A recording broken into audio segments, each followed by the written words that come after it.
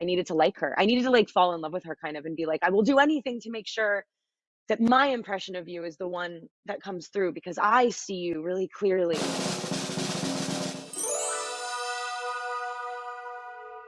There's just something, even when she's being quiet or she's not allowed to sort of be very articulate about whatever's going on with her, there is this really apparent friction happening because she is somebody who really reaches out but also cannot, like, she touches people but she is untouchable. Do you know what I mean? She is somebody who is in like always this place that is craving in a metaphorical way. Her mouth is always open, her eyes are always open, there's always something that's like, please, please. Yeah, even when things are like more tumultuous, she still feels like she leans into and not away from that friction. Diana, they can't change.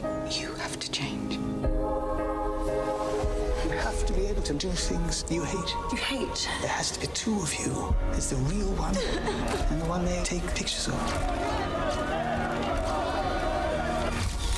Diana, for the good of the country. It's the country. If you take someone's ability to just speak their truth away from them, it hurts anyone. But you take that away from somebody who has like an incredibly rich inner life and somebody who really wants to externalize that. And it's like watching someone be tortured.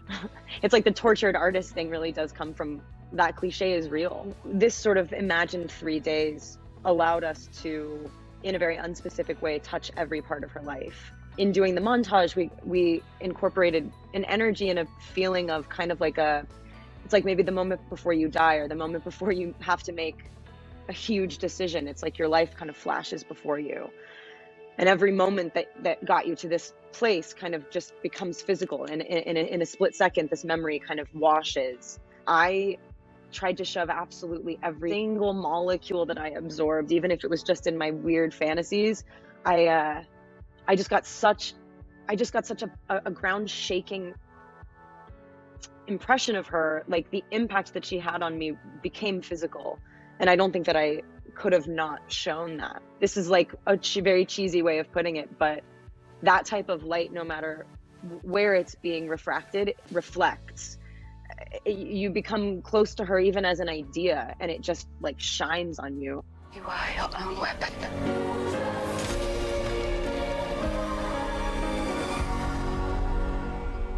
Will they kill me, do you think? It was the sound of his voice over the phone. He was so confident and sure that I should be doing this movie with him, and I was not going to tell him no. But when he presented the idea, I was like, this is I think you're crazy. I'm like, you know, I'm 5'5", I'm from Los Angeles, I have green eyes. I was like, what are you talking about? This is like, maybe you could find someone a little bit who would have an easier job doing this. He's like, I think how difficult it's going to be for you is what's going to be interesting about it. I also really loved that he wasn't going to regurgitate a story that we all know, and that it was going to be a kind of meditation. And I think that Pablo's perspective has so much compassion in it because of how extreme it is. I think to honor an internal experience, to really honor a woman's feeling, all of the things that make you feel crazy in the moment. When you're going through trauma, sometimes internally that landscape is crazy.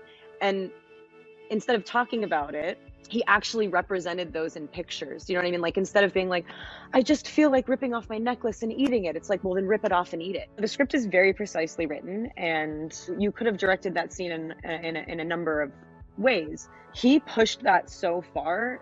That day we just shot and shot and shot, and it could have been like a quick flash, you know. Embedding Anne Boleyn in that scene was not in the script.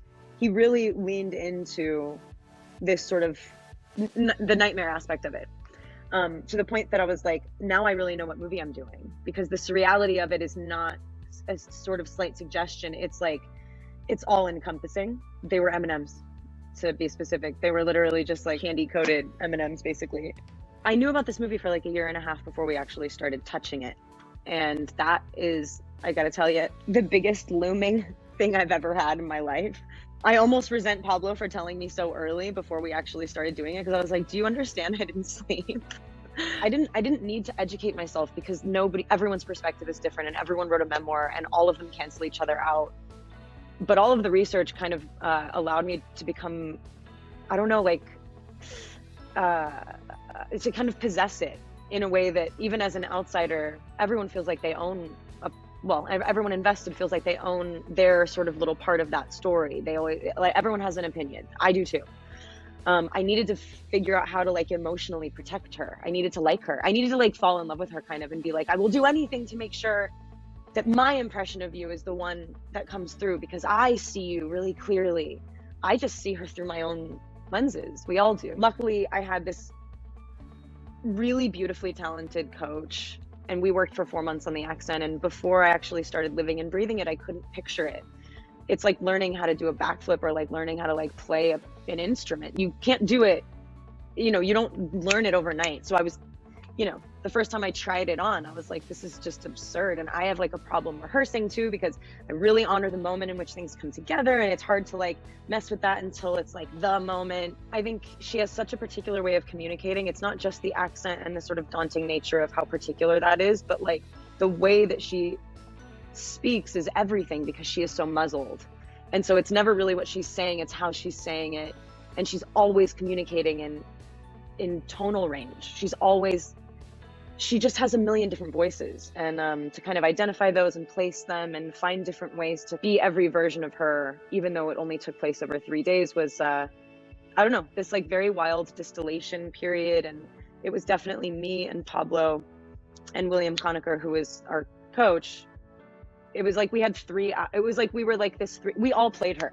It was like the three of us kind of, you know, cultivating and shepherding along. At the end of every day, we did this like meditative therapy session in which I like put on an outfit and like wandered around the grounds, or flounced and danced around the grounds, whatever the song sort of brought out of the moment, and whatever the day kind of brought into it was what the scene became or whatever. And so Pablo was playing a lot of like the Talking Heads, Miles Davis, Sinead O'Connor. My whole playlist was just like ballad, just like Phil Collins on the bathroom floor. Like nowadays, she probably would have called herself basic, but that just means like she's normal. I mean, look, we even have like an actual scene where Diana calls herself out as being like really kind of straight down the line. And yeah, it's a really, she was, you know, not to again just sound like totally cheesy, but it was the first time people ever saw themselves reflected in that family. It was the first time anyone ever felt touched by that family, and it was shocking. I mean, like, Stephen talks about the moment that he saw all of his countrymen just like weeping openly, and he was like, never in my life.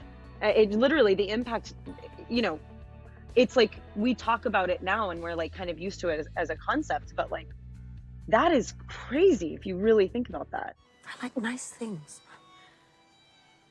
that are simple, ordinary, things that are real. You know, I really like things that are quite middle class, unfashionable. I love Les Mis. I love Phantom of the Opera. I love fast food. I feel sorry for pheasants. There's no hope for me. Not with them. They're like otherworldly actors. I think that Sally Hawkins is from a different planet. I get these emails from her that are like written in verse, like little bird talk. Literally, like when we were working together, I was like, it was like she was a figment of my imagination. She was so good. And also within the movie, she does sort of play this like angelic, almost figmenty type character that sort of could be there or not be there. And also to have her and Tim just be such seminal sort of UK actors, as somebody who is such an outsider in this, to feel bolstered and supported by them was like hugely alleviating when we first started, because they were like just so nice to me. They were like, no one else in the world could do this. I was like, tell me that again. Tell me again.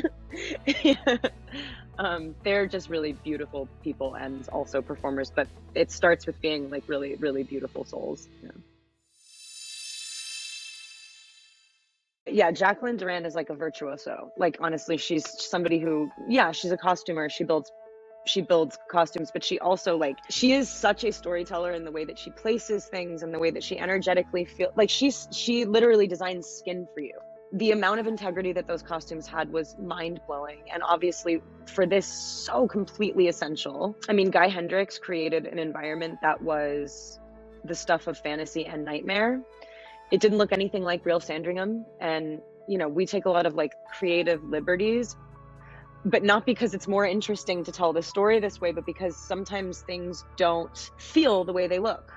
And for us, it was like everyone leaned so far into what must have this felt like versus like what was real. My makeup artist could have done like a fake nose. She could have put contacts and covered my eyes, but like the whole thing was that all of the blood in her body is just so close to the surface of her skin. If we covered any of that up, like I think everyone just knew the assignment. Like it was public, and that's again like that's a real director. He just harnessed all of our energy and just went like, go! And we were just like literally outrunning each other the entire time. It was like when you work with people that good, especially because everything was set up for me. Like my stage was set, and then I got there and I was like, okay, cool. So now I have to do a good job. I mean, I guess maybe the first one that comes to mind, and not just because I'm like, well, I just think Alana in Licorice Pizza is mind blowing. She's never been in a movie before, and she is doing so much with, I mean, she's just very, very beautiful in the movie, and what she's doing is not easy. As somebody who, you know, I don't know, I'm an actor, I see stuff maybe a little differently. I think that the amount of story she's telling so subtly, I just was blown away by her performance. I mean, Parallel Mothers kind of like knocked my socks off. I just can't, it's one of the most heartbreaking performances of all. And then like Olivia is just, I think that all of these, they're incomparable. And so that's why it's really silly to sit here and be like, so who's the best? Do you know what I mean? Like, they're so different.